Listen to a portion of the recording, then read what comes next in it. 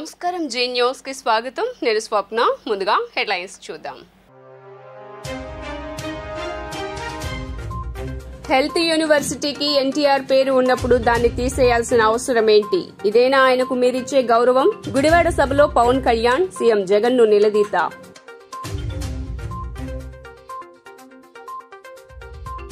పట్టాదారు పాస్ పుస్తకాన్ని చించిపడేసిన చంద్రబాబు జగన్ ప్రభుత్వం తెచ్చిన ల్యాండ్ టైటిలింగ్ యాక్ట్ ఓ నల్ల చట్టమని విరుచుకుపడ్డ బాబు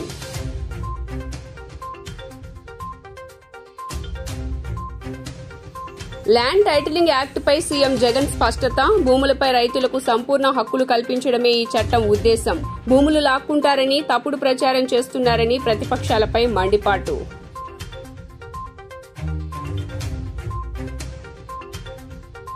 గత 10 ఏళ్లలో టీడీపీ వైసీపీలు విజయవాడ అభివృద్ధిని నిర్లక్ష్యం చేశాయి మీట్ ది ప్రెస్ లో సిపిఎం సెంట్రల్ అభ్యర్థి బాబురావు ధ్వజం ఇక డీటెయిల్స్ చూస్తే ల్యాండ్ టైటిలింగ్ యాక్ట్ ప్రతిపక్షాల విమర్శలపై సీఎం జగన్మోహన్ రెడ్డి స్పష్టత ఇచ్చారు భూములపై రైతులకు సంపూర్ణ హక్కులు కల్పించడమే ఈ చట్టం ఉద్దేశం ప్రజలకు ఫోన్లు చేసి జగన్ భూములు లాక్కుంటారని చంద్రబాబు తప్పుడు ప్రచారం చేస్తున్నారన్నారు భవిష్యత్తులో ఇది పెద్ద సంస్కరణ అవుతుంది తమ భూముల కోసం రైతులు కోర్టుల చుట్టూ తిరుగుతున్నారు ఈ సమస్య లేకుండా భూములకు ప్రభుత్వం గ్యారెంటీ ఇవ్వడమే ఈ చట్టం అని స్పష్టం చేశారు భూములు ఇచ్చేవాడే కానీ భూములు లాక్కునేవాడు కాదు మీ బిడ్డ అసలు చంద్రబాబు నాయుడు అడుగుతా ఉన్నా అయ్యా అసలు నీకు ల్యాండ్ టైటిలింగ్ యాక్ట్ అంటే ఏమిటో తెలుసా చంద్రబాబు అని అడుగుతా ఉన్నా అసలు ల్యాండ్ టైటిలింగ్ యాక్ట్ అంటేనే దాని అర్థం ఏమిటి అని అంటే భూముల మీద సంపూర్ణ హక్కులు రైతన్నలకు ఎల్లవేళలా ఉండేట్టుగా ఒక యాక్ట్ చేయడమే దాన్నే ల్యాండ్ టైటిలింగ్ యాక్ట్ అంటారు చంద్రబాబు ఫస్ట్ అది తెలుసుకో అని అడుగుతా ఉన్నా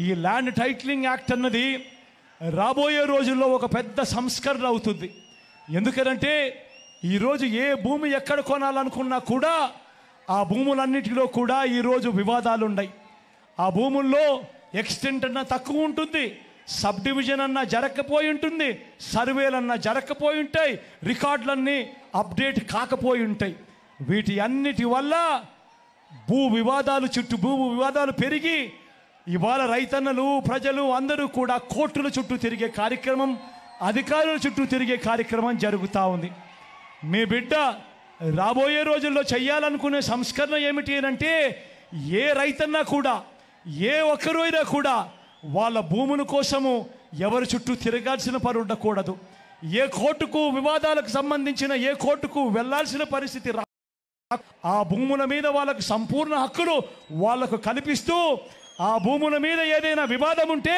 ఆ వివాదాన్ని గవర్నమెంట్ గ్యారెంటీ ఇస్తూ వివాదం లేదు ఈ భూములు అని చెప్పే ఒక సంస్కరణ తీసుకుని రావాలని మీ బిడ్డ ఆలోచన టైటిల్ ఇన్సూరెన్స్ కూడా చేసి ఎటువంటి వివాదము లేని టైటిల్స్ ప్రతి ఒక్కరి దగ్గర ఉండాలి అనేదే మీ బిడ్డ లక్ష్యం జగన్ ప్రభుత్వం తెచ్చిన ల్యాండ్ టైటిలింగ్ యాక్ట్ ఓ నల్ల చట్టమని టీడీపీ అధినేత చంద్రబాబు విరుచుకుపడ్డారు పేదల భూములు లాక్కునే ఈ చట్టాన్ని ఆమోదిస్తారా జగన్ ల్యాండ్ గ్రాబింగ్ యాక్ట్ ఇది పట్టాదారు పాస్ పుస్తకాలపై జగన్ బొమ్మేంటి చించి చెత్తబుట్టలో పడేయండి అవేమన్నా జగన్ తాత ఆస్తులా అది మీ భూమి మీ హక్కు ప్రజల భూములకు మా ప్రభుత్వం వచ్చాక రక్షణ కల్పిస్తామని తెలిపారు తమిళలో ఒక్క విషయం అడుగుతున్నా మిమ్మల్ని అందరినీ ఇది పట్టాదారు పాస్ పుస్తకం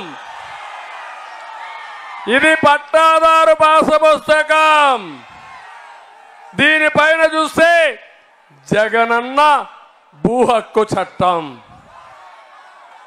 ఎవరిది భూమి జగన్ తాత ఇచ్చాడా మీకు వాళ్ళ నాన్న ఇచ్చాడా మీకు వాళ్ళ అవ్వ ఇచ్చిందా మీకు ఎవరిది భూమి మీ భూమి మీద ఈ ఫోటో ఏంటయా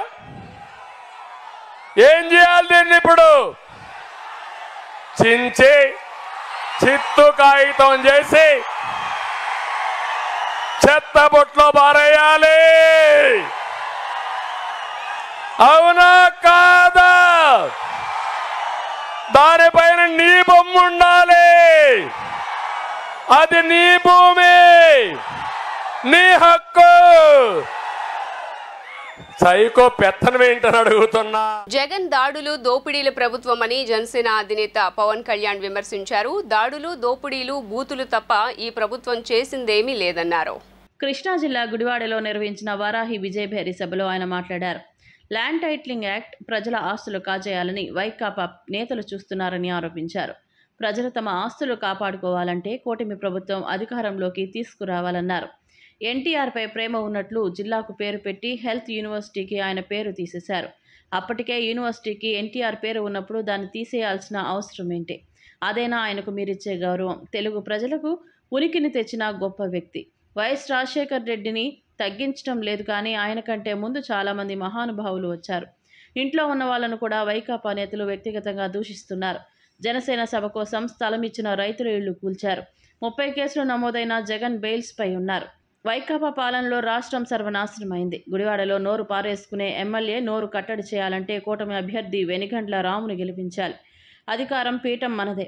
వైకాపా అవినీతి కోటను బద్దలు కొడదాం అని పవన్ పిలుపునిచ్చారు. నాన్నలేని బిడ్డ మీకేమిచ్చాడు? ఉద్యోగాలు ఇవ్వలా, సిపిఎస్ రద్దు చేయలా, మెగా డిఎస్సి ఇవ్వలా, పోలీసులకి సరైన జీతాలు బత్యాలు ఇవ్వడం, కూర్చోబెట్టి రైతులకి సాగునీరు ఇవ్వడం, తాగడానికి తాగునీరు ఇవ్వడం, మనకు రోడ్లు కనీసం పోర్చడం. ఏదైనా మాట్లాడితే రోడ్లేమో గోతులు, మా నోరు తెలిస్తే బూతులు. ఇంకెక్కడికి వెళ్తాం? కేసులు, ఇంకెక్కువ మాట్లాడితే కేసులు. ఎవడన్నా సరే చెరువులు తవ్విస్తారు. వీళ్ళు పంచాయతీ చెరువుల్ని అనుమతి లేకుండా మట్టి తవ్వుకుంటా ఉన్నారు. చివరికి మనకి అండగా ఉండాల్సిన ఎస్సీలకు కూడా కేటాయించిన శ్మశాన వాటికలో ఎస్సీల శ్మశాన వాటికలు కూడా మట్టి నమ్ముకున్న దిగజారుడు వ్యక్తులు వీళ్ళు. దేవస్థాన భూముల్ని మొత్తం రాష్ట్రం మొత్తం మీద ఎక్కడా కూడా కెలక్కుండా లేదు, మొత్తం అక్కడ కూడా మట్టి తవ్వేసుకున్నారు. 3 సంవత్సరాల క్రితం మట్టి తవ్వకాలు ఆపినందుకు ప్రభుత్వ ఉద్యోగుల బాధ్యత. మట్టి తవ్వకూడదని ఆపినందుకు ఉద్యోగుల మీద దాడి చేశారు. గురువులనేమో మద్యం షాపుల దగ్గర ప్రభుత్వ ఉద్యోగులు విధులు నిర్వహిస్తేనేమో వాళ్ళ మీద దాడులు. ఇప్పటికే ఈ రోజుకి కూడా రాత్రి వేళల్లో ఎంత ఎలక్షన్ కమిషన్ ఉన్నా కూడా మోటూరు గ్రామంలో మట్టి మాఫియాలు ఇంకా మట్టిని తీస్తూనే ఉన్నారు మోటూరు గ్రామంలో. మరి వీటన్నిటికీ పర్యవసానం మనకి ఒక ఏంటి మార్పు? ఏం కావాలి? మీకోసం నిలబడే వ్యక్తులు కావాలి. మీకు అసెంబ్లీలో మీకోసం పోరాటం చేసేవాళ్ళు కావాలి. మీకోసం అసెంబ్లీకి వెళ్ళి చొక్కా పట్టుకొని నిలదీసే వాళ్ళు కావాలి. ఇది మాది అలాంటి సమూహం. అందరం ఈ నేల కోసం పడి చచ్చిపోయే వాళ్ళం. ఆత్మగౌరవం కావాలనుకునే వాళ్ళం. తెలుగు ఆత్మగౌరవం కోసం పనిచేసే వాళ్ళం. 27వ డివిజన్లో ఎన్నికల ప్రచారం జరిగింది. ఈ సందర్భంగా సెంట్రల్ నుండి ఎమ్మెల్యేగా వెల్లంపల్లి శ్రీనివాస్, ఎంపీగా కేశినేని నానిని గెలిపించాలని కోరుతూ డివిజన్ కార్పొరేటర్ కొండాయగుంట మల్లేశ్వరి బలరాం డివిజన్లో ప్రతి గడపకు తిరుగుతూ ఓట్లను అభ్యర్థించారు. ఈ సందర్భంగా ఆమె మాట్లాడుతూ ప్రతి గడపకు వెళ్తుంటే ప్రజల నుండి మంచి స్పందన వస్తుందని అన్నారు. తిరిగి మరలా వైసీపీ పార్టీ అధికారంలోకి రావటం ఖాయమని ధీమా వ్యక్తం చేశారు. కూటమి అభ్యర్థులను నమ్మే పరిస్థితిలో ప్రజలు లేరని అన్నారు.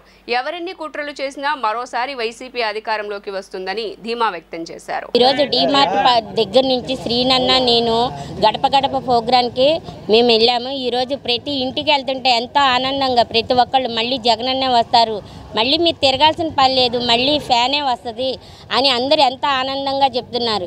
ఎందుకంటే మేనిఫెస్టోలో ఏవైతే జగనన్న చెప్పారో అంతకు మించి ఎక్కువ చేసింది ఎవరన్నా ఉన్నారంటే అది మన ముఖ్యమంత్రి వర్యులే జగన్మోహన్ రెడ్డి గారే. ఎందుకంటే వీళ్ళు 4-5 పార్టీలు కలిపి ఒకప్పుడేమో వీళ్ళు తిట్టుకున్నారు, వీళ్ళు వాళ్ళని తిట్టుకున్నారు. ఇప్పుడు ఒక్కసారిగా కుమ్మక్కయ్యి వాళ్ళంతా మూకుమ్మడిగా వస్తున్నారు. ఒక సైడే జగనన్న ఉన్నారు. మేమంతా జగనన్న వైఎస్ఆర్సీపీ కుటుంబ సభ్యులందరికీ జగనన్నకి సపోర్టుగా ఉంటామని మా ప్రతి ఒక్కళ్ళు ఎంతో సంతోషంగా చెప్తున్నారు. మళ్ళీ వచ్చేది కూడా నెక్స్ట్ సీఎం జగన్మోహన్ రెడ్డి గారే. ఇక్కడ జగనన్న రావాలి, శ్రీనన్న కావాలి అన్న సంకల్పంతో మేము ప్రతి ఒక్కళ్ళు ముందుకు సాగుతూ వెళ్తున్నాము. ముఠా కార్మికుల సమస్యలు పరిష్కరిస్తానని విజయవాడ పశ్చిమ నియోజకవర్గ బీజేపీ అభ్యర్థి సుజనా చౌదరి అన్నారు. శనివారం కాళేశ్వరరావు మార్కెట్ వద్ద ఉన్న వస్త్రలతను సుజనా సందర్శించారు. ఈ సందర్భంగా ఆయన మాట్లాడుతూ ముఠా కార్మికులకు వైసీపీ ప్రభుత్వం చేసిందేమీ లేదన్నారు. తనను గెలిపిస్తే ముఠా కార్మికుల సమస్యలను పరిష్కరించి వారికి అండగా ఉంటానని తెలిపారు. వస్త్రలత కృష్ణవేణి కాంప్లెక్స్ ముఠా కార్మికులతో సమావేశం చేశాం. వాళ్ళ సమస్యలు విన్నాక నిజంగా వర్ణనాతీతంగా ఉంది. ఇన్ని 102 సంవత్సరాలు ఉన్నాము, అసోసియేషన్ అది. వాళ్ళకి కనీస సౌకర్యాలు కూడా ఎవరు కల్పించరు. ప్రభుత్వాలన్నీ కూడా నిర్లక్ష్యం చేసినట్టుగా ఉంది. ముఖ్యంగా గత 5 సంవత్సరాలు వాళ్ళు ఏం చెప్పారు, ఏ విధంగా ఓట్లు సంపాదిస్తున్నారు అనే విషయాలు వాళ్ళు చెబుతున్నారు కథలుగా. కాబట్టి వాళ్ళకి మధ్యాహ్నం రెస్ట్ తీసుకోవడానికి వసతులు, బాత్రూము, పాపం ఇక్కడ నుంచి కృష్ణవేణి కాంప్లెక్స్కి వెళ్తారంట యూరినల్స్, ఎంత ఘోరం అండి అది. తర్వాత పిల్లల చదువులకి ఎలా చేయాలి అనేది కౌన్సిలింగ్ సిస్టమ్ పెట్టి, అటల్ బీమా పథకం, అటల్ పెన్షన్ పథకం, ఇవన్నీ కూడా వాళ్ళకి ఎవరు చెప్పలేదు. చెప్పి వాళ్ళకి ఉన్న ఎలిజిబిలిటీ అంటే వాళ్ళ అర్హతలు ఏమున్నాయి దాన్ని బట్టి ఇప్పుడు భారతదేశం నరేంద్ర మోడీ గారి నాయకత్వంలో అనేక స్కీములు ఇచ్చింది. ముఖ్యంగా అట్టడిగిన వర్గాల వారికి, పేదవారికి కావాలని. దాంట్లో చదువుకోవడానికి ఒక లోను, ఏదైనా చిన్న ఫ్యాక్టరీ కానీ మధ్యతరగతి చిన్న తరహా ఇదన్నిటికీ ఆరోగ్యానికి ఉంది. వీటన్నిటికీ కూడా చెప్పేవాడు కావాలి. కాబట్టి నా ఉద్దేశం ప్రకారం ఎమ్మెల్యే ఆఫీసు ఎఫెక్టివ్గా పనిచేసి 22 డివిజన్స్లో కనుక జగన్ ప్రభుత్వం చేసిన పనులను టీడీపీ నాయకులు తమవిగా చెప్పుకుంటున్నారని విజయవాడ తూర్పు నియోజకవర్గ వైసీపీ అభ్యర్థి దేవినేని అవినాష్ ఆరోపించారు. వైసీపీ హయాంలో జరిగిన పనులను తాము గొప్పగా చెప్పుకుంటున్నా టీడీపీ నాయకులకు సిగ్గుండాలని విమర్శలు చేశారు. మంచి చేశాం కాబట్టే ప్రజల మద్దతు తమకు ఉంటుందని చెప్పుకొచ్చారు. గాంధీనగర్ ప్రెస్ క్లబ్లో తూర్పు వైసీపీ ఎమ్మెల్యే అభ్యర్థి Devineni Avinash meet the press కార్యక్రమంలో పాల్గొన్నారు. ఈ సందర్భంగా మాట్లాడుతూ వైసీపీ ప్రభుత్వ హయాంలో తూర్పు నియోజకవర్గంలో ఎంతో అభివృద్ధి జరిగిందని చెప్పారు. చిన్న సమస్య ఉన్నా సీఎం జగన్ దృష్టికి తీసుకెళ్లి పరిష్కరించామని తెలిపారు. కృష్ణా కరకట్ట వద్ద రిటైనింగ్ వాల్ నిర్మాణం చిరకాల కోరిక అని, ఈ సమస్యపై 2019లో వరదలు వచ్చినప్పుడు సీఎం జగన్ను కలిసి రిటైనింగ్ వాల్ కావాలని కోరినట్లు వెల్లడించారు. మేం చేసిన పనులను టీడీపీ నేతలు చేశామని చెప్పుకోవడానికి సిగ్గు లేదా అని నిలదీశారు. ప్రతి డివిజన్లో ఎన్ని కోట్ల రూపాయలు అభివృద్ధి జరిగిందో వివరిస్తాం. అభివృద్ధి చేశాం కాబట్టే ప్రజలు మాకు మద్దతు తెలుపుతున్నారని స్పష్టం చేశారు. నెహ్రూ చారిటబుల్ ట్రస్ట్ ద్వారా ఎన్నో సేవా కార్యక్రమాలు చేశామని వెల్లడించారు. అర్ధరాత్రి అపరాత్రి అని చూడకుండా ఎవరికి ఏ కష్టం వచ్చినా మేమున్నామంటూ ఆదుకున్నట్లు పేర్కొన్నారు. టీడీపీ ఆఫీస్లోంచి జగన్ తల్లిని తిడితే అది తట్టుకోలేక చాలామంది కార్యకర్తలు వాళ్ళ ఆఫీస్ పైకి వెళ్లారు. జగన్ను ఎవరైనా విమర్శిస్తే అది తట్టుకోలేక ఎదురు తిరిగితే వాళ్ళంతా నా వాళ్లేనా అని దేవినేని అవినాష్ అన్నారు. 2014కి ఉన్నప్పుడు పరిస్థితి, ఇప్పుడున్న పరిస్థితి, పార్టీల పరంగా కానివ్వండి, రాజకీయాల పరంగా కానివ్వండి, వ్యక్తిగతంగా కానివ్వండి, అనేక విధమైన మార్పులు ఈ 10 సంవత్సరాల్లో చోటు చేసుకున్నాయి. నాకు ఇంకా గుర్తు, 2014లో నేను పార్లమెంట్ సభ్యుడిగా పోటీ చేస్తున్నప్పుడు మీట్ ది ప్రెస్ కార్యక్రమంకి వచ్చినప్పుడు నాతో పాటు పెద్దలు మాజీ డిప్యూటీ మేయర్ నరసరాజు గారు వచ్చారు.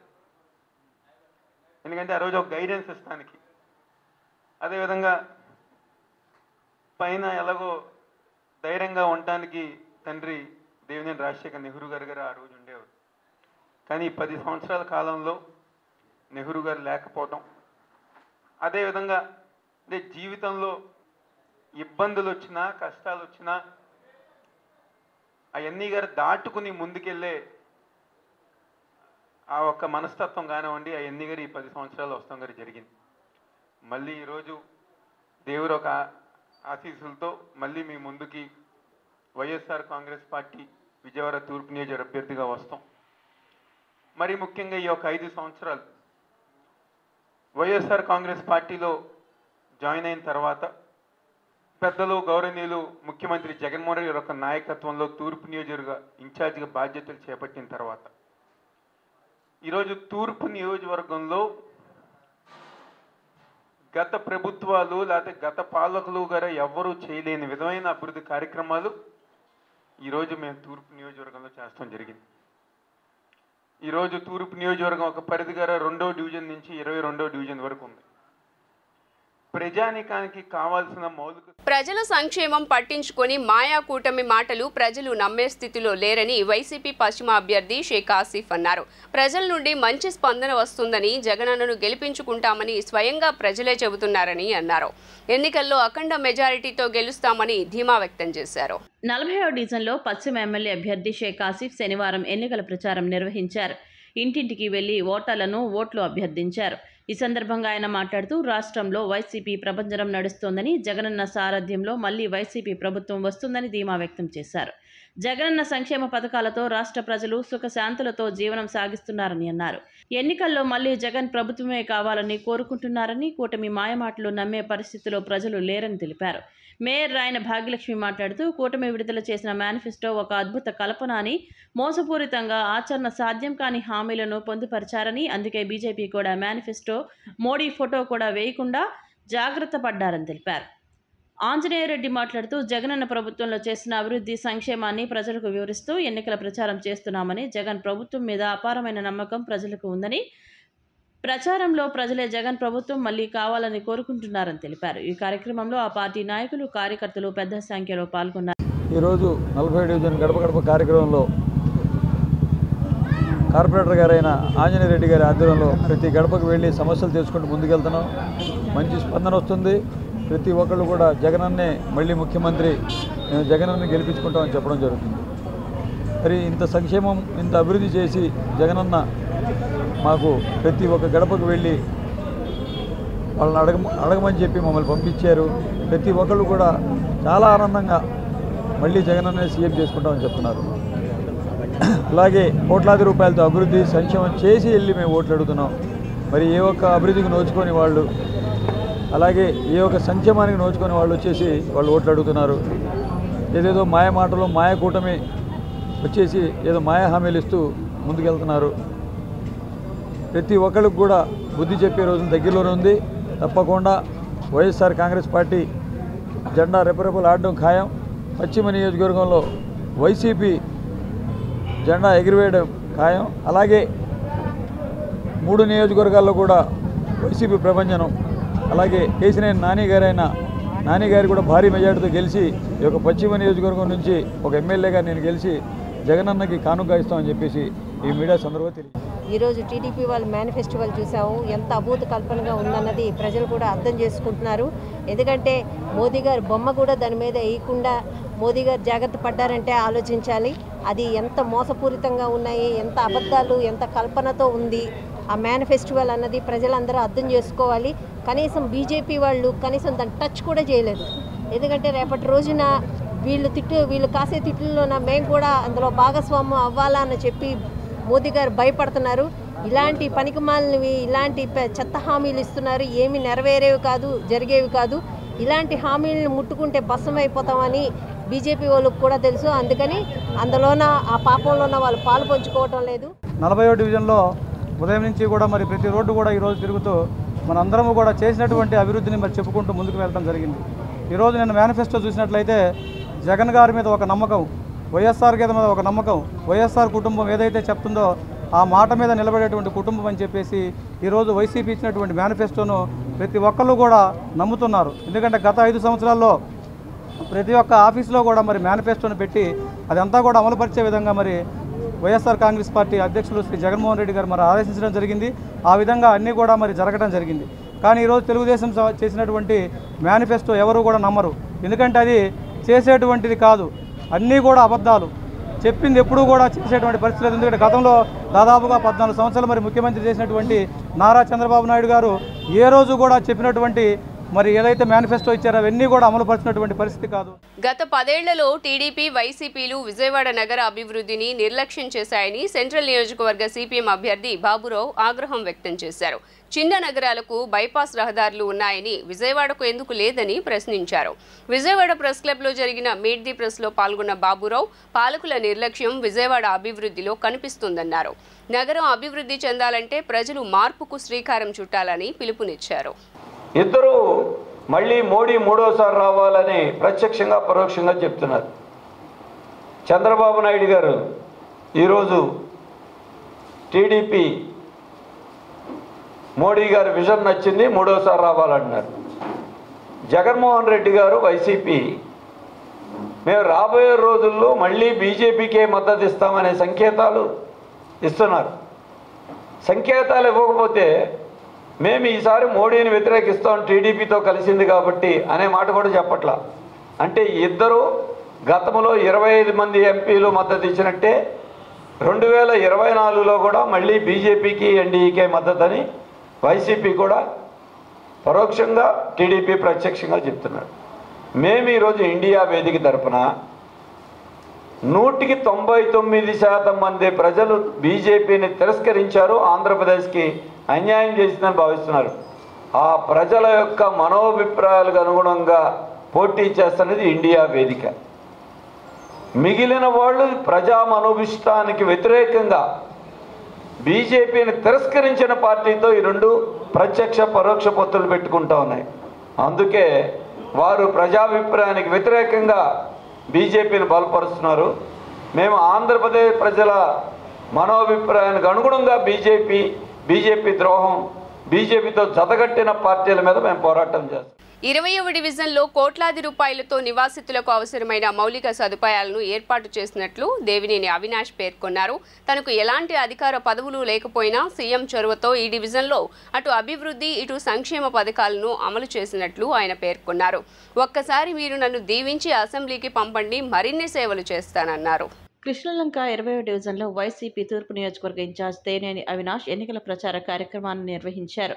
దేవినేని అవినాష్ మాట్లాడుతూ కరకట్ట నివాసితులను గద్దె రామ్మోహన్ రావు పట్టించుకోకపోయినా వారికి అవసరమైన అన్ని రకాల సేవలను చేసిన ఏకైక ప్రభుత్వం ఒక్క వైసీపీ మాత్రమేనన్నారు. ఓట్లు వేయించుకొని ముఖం చాటేసిన గద్దె రామ్మోహన్కు ఎన్నికల్లో ఓటర్లు తగు రీతిలో బుద్ధి చెప్పాలని ఆయన పిలుపునిచ్చారు. 10 సంవత్సరాలుగా పనులు చేయని ప్రజాప్రతినిధి ఇప్పుడు ప్రజా సంక్షేమ పథకాలను ఏ విధంగా అమలు చేస్తారో అనే విషయంపై ఓటర్లు ఆలోచన చేయాలన్నారు. ఈ ఎన్నికల్లో విజయవాడ ఎంపీ కేసీ నానికి 1 ఓటు, ఎమ్మెల్యే అభ్యర్థిగా తనకు 2వ ఓటు, మొత్తం కలిపి 2 ఓట్లు ఫ్యాన్ గుర్తుపై వేయవలసిందిగా అవినాష్ ఓటర్లకు విజ్ఞప్తి చేశారు. కృష్ణలంక కరకట నివాసితులను అందరినీ దేవినేని అవినాష్ స్వయంగా కలిసి ఈ ఎన్నికల్లో వైసీపీని గెలిపించాలని అభ్యర్థించారు. కరకట నివాసితులు అవినాష్కు అపూర్వ రీతిలో స్వాగతం పలికారు. దాదాపుగా ఈ ప్రాంత వాసులు ఒక చిరకాల కోరిక రిటైనింగ్ వాల్ జగన్మోహన్ రెడ్డి గారు శంకుస్థాపన చేసి అదే చేతుల మీదుగా ప్రారంభోత్సవం చేసిన నాయకుడు ఈరోజు వైఎస్ జగన్మోహన్ రెడ్డి గారు. ఇక్కడ ఉన్న ప్రజానికం ఒకటే చెప్పుతున్నారు, రిటైనింగ్ వాల్ శంకుస్థాపన చేసిన రోజే ఈ నియోజకవర్గంలో గద్దె ఓటమి ఫిక్స్ అయింది. ప్రారంభోత్సవం చేసిన రోజు ఈ నియోజకవర్గంలో 30,000 మెజార్టీతో వైఎస్ఆర్ కాంగ్రెస్ పార్టీ గెలుస్తానని చెప్పని ఈరోజు ఇక్కడ ఉన్న స్థానిక ప్రజానికం చెప్పుతున్నారు. దానికి కారణం ఈరోజు వాళ్ళకి ఎన్నో ఇబ్బందులు, ఎన్నో కష్టాలు వచ్చిన రిటైనింగ్ వాల్ పూర్తి చేసిన జగన్మోహన్ రెడ్డి గారి మీద ప్రేమ, ఆయన మీద అభిమానం. కేవలం రిటైనింగ్ వాల్లే కాదు, మా కరకట్ట ప్రాంతంలో ఇది వరకు పెన్షన్ అయినా, రేషన్ కార్డ్ అయినా, ఇంకా ఏ పథకాలు రావాలన్నా తెలుగుదేశం పార్టీ హయాంలో స్థానిక తెలుగుదేశం పార్టీ వాళ్ళ దగ్గరికి వెళ్ళి బతిమలాడితే, అడుక్కుంటే మాకు సంక్షేమ కార్యక్రమాలు పెన్షన్ అందించేవారు. మమ్మల్ని ఎవరు పట్టించుకునేవారు కాదు. మారుమూల ప్రాంతంలో ఉన్నాం కాబట్టి, నదికి దగ్గర ఉన్నాం కాబట్టి తెలుగుదేశం పార్టీ వాళ్ళు ఎవరి గారు వచ్చేవాళ్ళు కాదు. కానీ ఈరోజు వైఎస్ఆర్ కాంగ్రెస్ పార్టీ ఆధ్వర్యంలో ఈరోజు వాలంటీర్ వ్యవస్థ ద్వారా మా ఇంటికే పెన్షన్ పంపిస్తున్నారు, మా ఇంటి దగ్గరికే రేషన్ బళ్ళు ఉంటున్నాయి.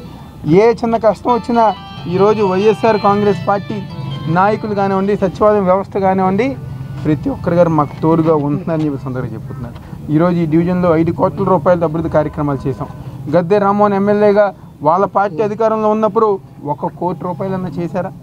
బ్యాంకులను దోచేసిన దోపిడీ పెత్తందారులకు సామాన్య ప్రజల జీవనంలో ఉన్న సామాన్య వ్యక్తికి మధ్య ఎన్నికల పోటీ జరుగుతుందని పశ్చిమ వైసీపీ నేత పోతిన వెంకట మహేష్ అన్నారు.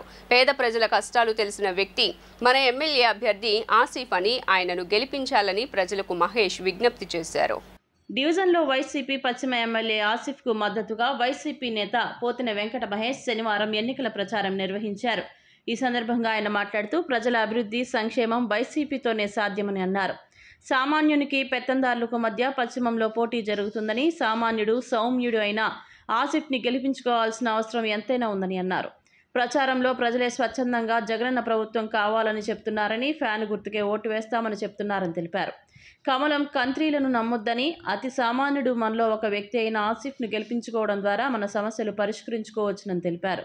ఫ్యాన్ గుర్తుకు ఓటు వేసి ఎమ్మెల్యే, ఎంపీ అభ్యర్థులను గెలిపించాలని కోరారు. ఈ కార్యక్రమంలో స్థానిక నాయకులు, కార్యకర్తలు పెద్ద సంఖ్యలో పాల్గొన్నారు.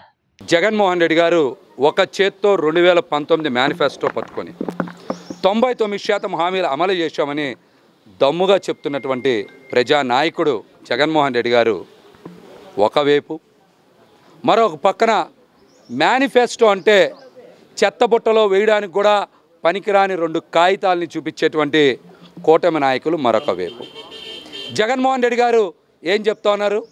నేను గత మేనిఫెస్టోలో 99% హామీలు అమలు చేశా, రాబోయే 5 ఏళ్లలో పెన్షన్ 3500 చేస్తా, ఈ సంక్షేమ పథకాలు కొనసాగిస్తా, పేద ప్రజల జీవితాలని మరింత అభివృద్ధి చేస్తా, ఈ రాష్ట్రాన్ని అభివృద్ధి పదంలో దూసుకెళ్లేలా చేస్తానని జగన్మోహన్ రెడ్డి గారు చెప్తా ఉంటే, మరొక పక్కన కూటమిలో మీరు చూశారు కనీసం మేనిఫెస్టో ముట్టుకోవడానికి కూడా బీజేపీ అగ్రనాయకత్వం ఇష్టపడాలి.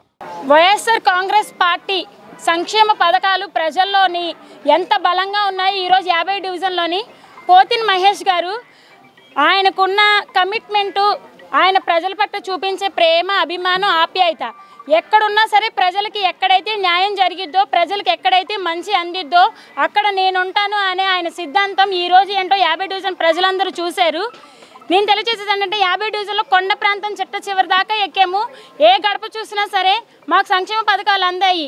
మహిళలు అయితే మాకు ఇల్లు పట్టాలు ఇచ్చారు. జగనన్ననే గెలిపించుకుంటాం, జగనన్న వెంట మేమంతా ఉంటాము, మీరు ఇక్కడ దాకా రావక్కర్లేదు అని చెప్పడం జరుగుతుంది. ప్రతిపక్షాల కోసం ఈరోజు మాట్లాడాలనుకుంటున్నా. ప్రతిపక్షాలు వాళ్ళ దగ్గర ఉంటే బంగారం అంటారు, పక్కకి వెళ్ళిపోతే ఎట్లా పడితే అట్లా మాట్లాడతారు. విజయవాడ ధర్నా చౌక్లో శనివారం ఉదయం రాష్ట్రంలోని వివిధ ప్రాంతాల నుంచి వచ్చిన నిరుద్యోగ యువత వినూత్నంగా నిరుద్యోగ ప్రతిజ్ఞ చేశారు. ఈ సందర్భంగా వారు మాట్లాడుతూ ఆంధ్రప్రదేశ్లో నిరుద్యోగులమైన వారు జగన్ పాలనలో ఘోరంగా మోసపోయామన్నారు. అధికారంలోకి రాగానే మెగా డిఎస్సీ ఇస్తామని చెప్పిన సీఎం జగన్ 5 ఏళ్ల పాలనలో ఒక్కసారి కూడా డిఎస్సీ నిర్వహించలేదని, ఒక టీచర్ పోస్టును కూడా భర్తీ చేయలేదని అన్నారు.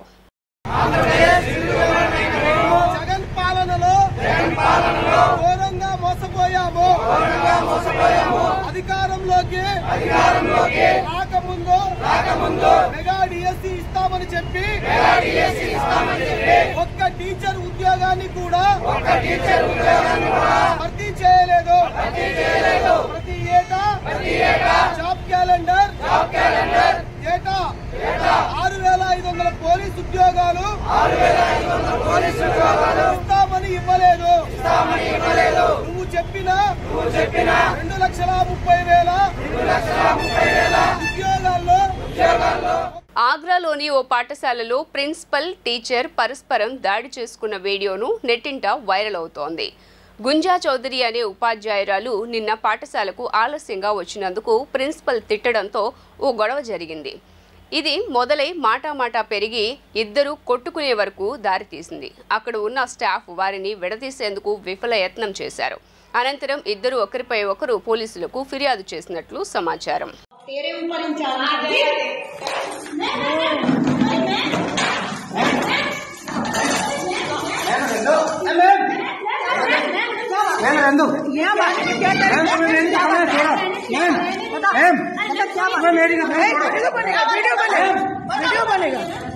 वीडियो तो बनेगा। ये बदतमीजी मैडम की भी बदतमीजी है। ये वीडियो बनेगा, बनाइए। आप सुबह से आप ये तरीका है, आप इस तरीके से पकड़ रहे हो। नहीं शोभा चेहरा दिखाना अपना, जरा चेहरा इधर दिखाओ, नहीं उधर दिखाओ, चेहरा दिखाओ।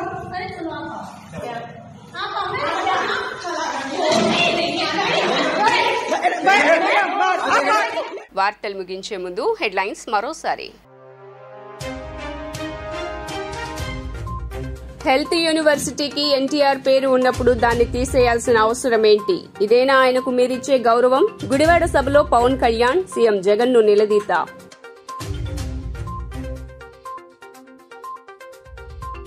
పట్టాదారు పాస్ పుస్తకాన్ని చించిపడేసిన చంద్రబాబు, జగన్ ప్రభుత్వం తెచ్చిన ల్యాండ్ టైటిలింగ్ యాక్ట్ ఓ నల్ల చట్టమని విరుచుకుపడ్డ బాబు.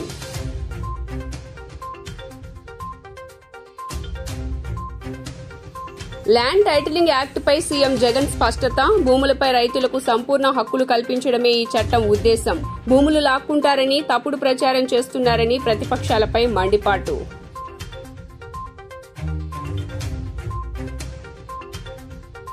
గత 10 ఏళ్లలో టీడీపీ వైసీపీలు విజయవాడ అభివృద్ధిని నిర్లక్ష్యం చేశాయి. మీట్ ది ప్రెస్ లో సిపిఎం సెంట్రల్ అభ్యర్థి బాబురావు ధ్వజం. జీ న్యూస్ ఇంతటితో సమాప్తం. తిరిగి వార్తల్లో మళ్ళీ కలుద్దాం. అంతవరకు సెలవు. నమస్కారం.